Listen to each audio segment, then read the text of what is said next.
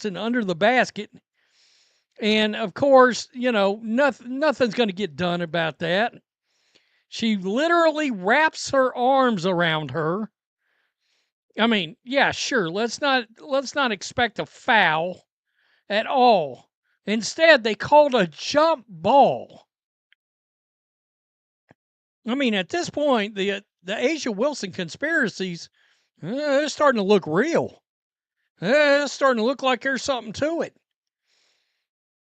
So this Recent WNBA contests have highlighted ongoing concerns regarding officiating consistency and the league's approach to managing physical play that crosses competitive boundaries. Multiple incidents have drawn attention to what appears to be inadequate foul recognition and enforcement of safety standards. A particular sequence involving Aja Wilson and Aaliyah Boston generated controversy when Wilson appeared to make excessive contact with Boston near the basket. Rather than assessing a foul, officials ruled the play a jump ball, leading to questions about consistency and foul recognition. The incident involved what observers described as unnecessary physical contact that should have warranted whistle intervention. Another incident during a Minnesota Lynx contest featured Kayla McBride receiving forceful contact that many considered worthy of flagrant foul consideration. it's starting to look like there's something to it. So this happened last night right here, and this is one of the most brutal, and I'm going to keep it real, most brutal fouls you will ever see. And to me, I feel like a referee should have the power to literally throw somebody out of a game on the spot for doing something like this. If you care about women's sports or women's basketball, there is no defense of this. This is not basketball. The play involved Aja Wilson delivering what appeared to be an excessive push that sent McBride toward the court surface. The proximity to Nafisa Collier, a key player for Minnesota, created additional safety concerns as the incident could have resulted in collateral injuries. Wilson's reaction following the contact drew additional scrutiny, with observers noting her demeanor appeared dismissive of the situation's severity. The incident occurred directly in front of officials, yet no flagrant foul assessment resulted from the review process. League safety protocols face examination when such incidents receive minimal penalties despite their apparent severity. The physical nature of professional basketball requires clear boundaries between competitive contact and potentially dangerous plays. Sports or women's basketball, there is no defense of this. This is not basketball. This is prison thug ball shit. Okay? Oh my God, we don't like that word. I don't give a shit if you like it or not. I don't care. I'm calling it like I see it. Look at this, folks. Look at this. Oh, And then turns away. I swear Asia Wilson is smiling. Is she not smiling?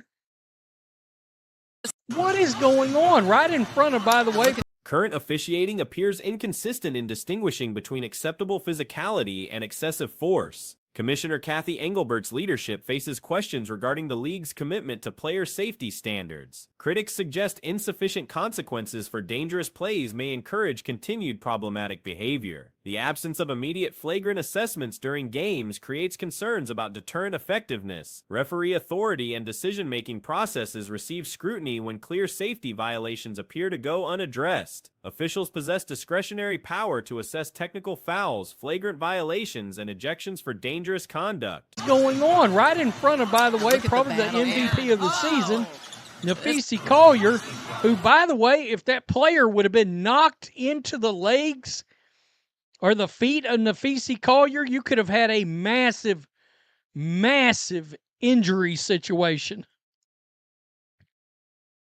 Right there. Either McBride going to the I almost say going to the mat like it's wrestling. Either McBride going to the court. However, recent applications of these powers seem inconsistent with the severity of observed incidents. Post-game disciplinary actions, while possible, lack the immediate impact of in-game consequences. Television audiences and arena spectators witness these incidents in real time, making delayed responses less effective for maintaining competitive standards and safety expectations. The incident prompted Wilson to address criticism through social media, stating her court presence represents sanctuary rather than anger-driven play. She emphasized 8 years of consistent playing style and rejected characterizations of angry or furious conduct. Her response included references to maintaining professional standards while channeling competitive intensity similar to notable athletes. Like it's wrestling. Either McBride going to the court or her falling back into Collier. They're just lucky it didn't happen. It's just luck. It's just luck. This league is playing Russian roulette. And somebody could get severely injured. Kathy Engelbert and in the leadership in this league, they don't care. If they cared, they would do something about it. Did she get a flagrant? I mean, stop it. However, video evidence suggests behavior inconsistent with purely competitive motivations. The nature of the contact exceeded typical basketball physicality and ventured into territory requiring official intervention for safety maintenance. Team response patterns raise questions about player advocacy and protective instincts. Teammates' reactions to dangerous plays targeting their colleagues appear minimal, suggesting either acceptance of excessive physicality or reluctance to escalate confrontational situations. League credibility suffers when safety standards appear arbitrarily enforced or ignored entirely. Professional basketball requires physical contact, but distinguishing between legitimate competition and dangerous conduct remains essential for maintaining sport integrity. This has to be a flagrant one on A'ja Wilson, not a basketball play and excessive. It's crazy. It is absolutely crazy. Doesn't the amount of violence in the WNBA prove something we suspected for a long time? Question mark. At Kathy Engelbert, the WNBA Wrestling Association, 0 pure basketball skills. A lot of people are crushing A'ja.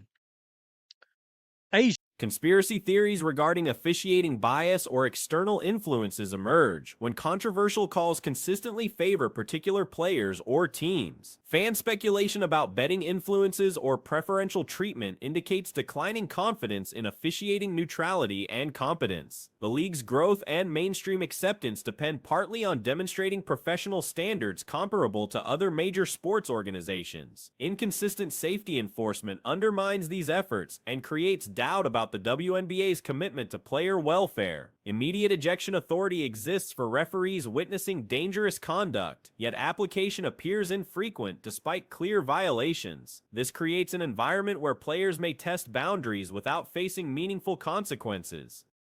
A lot of people are crushing A'ja too. What an absolute insufferable, unlikable person, if the person is even a right word for it.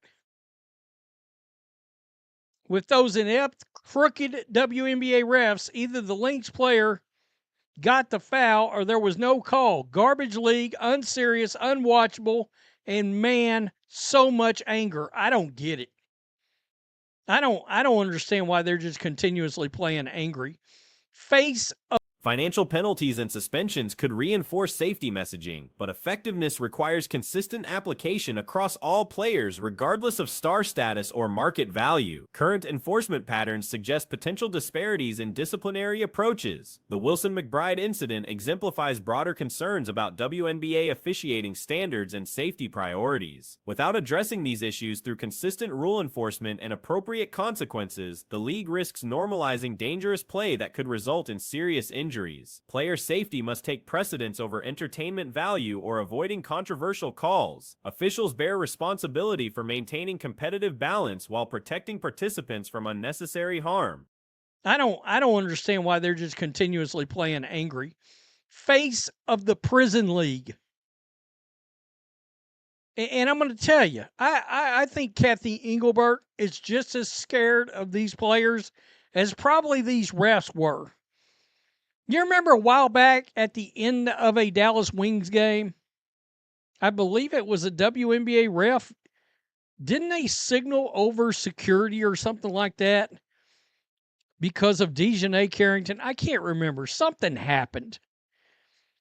League leadership faces pressure to clarify officiating standards and ensure consistent application of safety rules.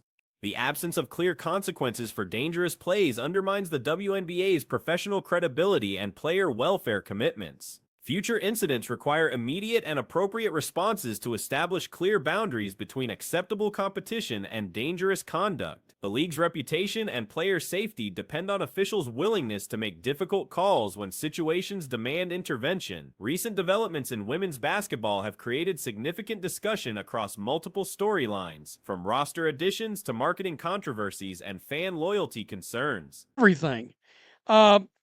Anyway, I wanted to say this is a 7-day contract. The dynamics are not the same as a hardship contract. So I would assume at the end of 7 days, they can just re-sign her if she is productive. She's going to play forward, right?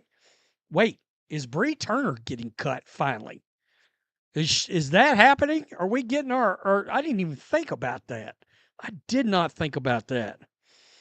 Interesting. The Indiana Fever has signed Chloe Bibby, a 6'2" inches forward from Australia, to a 7-day contract. Bibby, who played professionally overseas before joining the WNBA, represents a late entry rookie addition to the team's roster. Her collegiate background and international experience suggest potential contributions as a forward, though her current averages of 6.4 points per game indicate room for development. The 7-day contract structure differs from standard hardship agreements, allowing teams greater flexibility in evaluation periods. Should Bibby demonstrate productivity during this trial period, the organization retains options for contract extension. Or I didn't even think about that.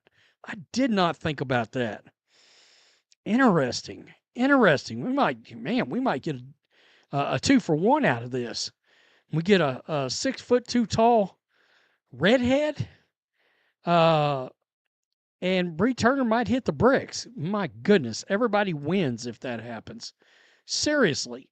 So I'm going to show you guys a poll before we go too far, and this should scare the living shit out of the Indiana Fever. So Indiana Fever, and it's been my Her addition may influence existing roster decisions, potentially affecting other players' positions within the team structure. A significant concern has emerged regarding fan loyalty within the Indiana Fever organization, highlighted by polling data that reveals troubling patterns for franchise management. Recent survey results indicate substantial dependency on individual star power for maintaining supporter engagement and attendance figures. The poll questioned whether fans would continue supporting the team if Caitlin Clark departed the organization. Results showed overwhelming response patterns that should concern franchise leadership. Indiana Fever, and it's been my belief that they will frickin' fire everyone. And I do believe this. So if you're a Fever fan and you're hoping they'll keep Caitlin Clark, it's my belief that when push comes to shove, there's no way they can let her get away. They will fire everybody and start over. That's my belief. I cannot imagine the level of fumbling the bag that would have to be done. The monetary. Among respondents, 76.9% indicated they would discontinue their support, selecting My Bags Are Packed as their response to potential roster changes. Mathematical analysis of these percentages reveals stark implications for attendance and revenue. From a sample of 1,115 participating fans, approximately 858 indicated they would abandon their support following such a departure. This represents a massive potential loss of the fan base that has driven recent franchise success. Historical attendance data provides context for these concerns. The bag that would have to be done. The monetary crushing that would put on this franchise. This is an example, and there's enough votes here. This is a good test to see how bad this would be. Swag put this out, and it's starting to make the rounds. I voted. Okay, Fever fans, answer this. If Caitlin leaves Fever, would you still support the Fever? We got 1,145 votes here.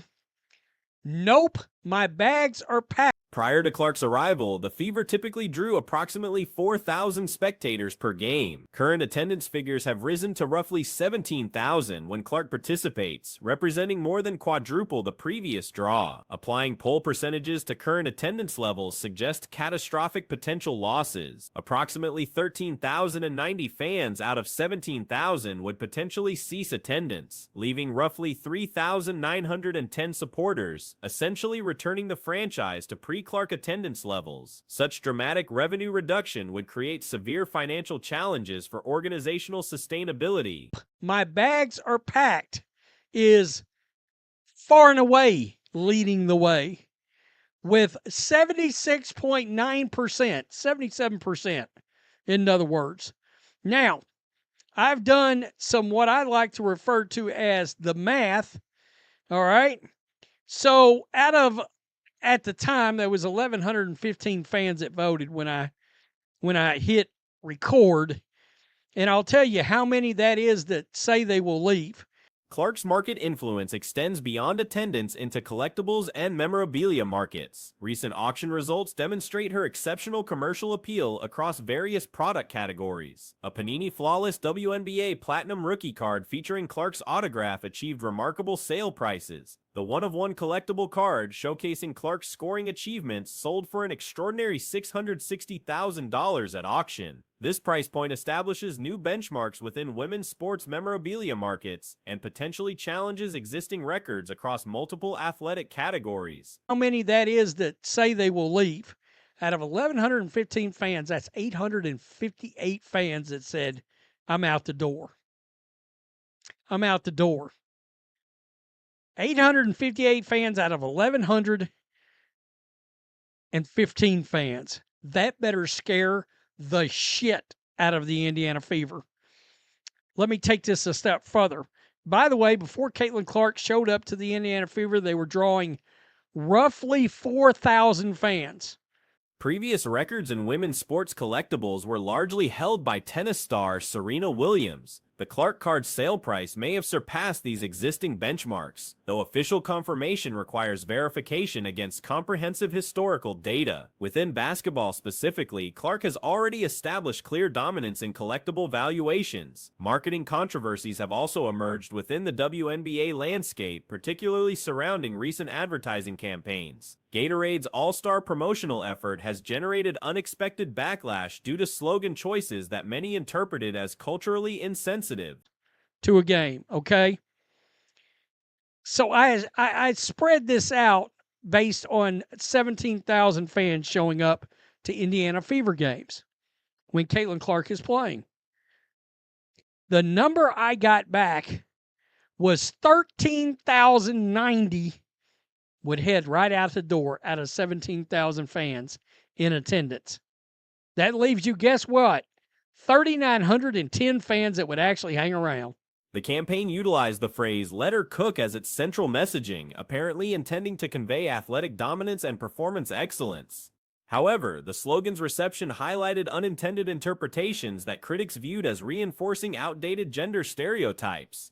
Social media responses immediately seized upon the perceived irony of using cooking metaphors in women's sports marketing. Critics argued that such language inadvertently recalled historical limitations placed on women's roles and opportunities, particularly the expectation that domestic responsibilities should define female contributions. Media coverage reflected widespread criticism of the campaign's conceptual framework. 3,910 fans that would actually hang around. You're pretty much right back to where you were before Caitlin Clark showed up. So this little poll right here better scare the ever-loving crap out of the Indiana Fever. This is another example of Caitlin Clark's, power, the draw. She had this Panini Flawless WNBA Platinum. Articles appeared across sports journalism platforms questioning whether the marketing team adequately considered potential interpretations and cultural sensitivities surrounding the chosen language. Commentary suggested the campaign represented a significant oversight in understanding contemporary discussions about women's athletics and societal progress. Critics characterize the slogan as potentially undoing decades of advancement in how women's sports are presented and perceived. Meme culture quickly embraced the controversy, with internet users creating various parodies and satirical content highlighting the perceived disconnect between intended messaging and actual reception. These responses ranged from mild humor to sharp criticism of marketing decisions.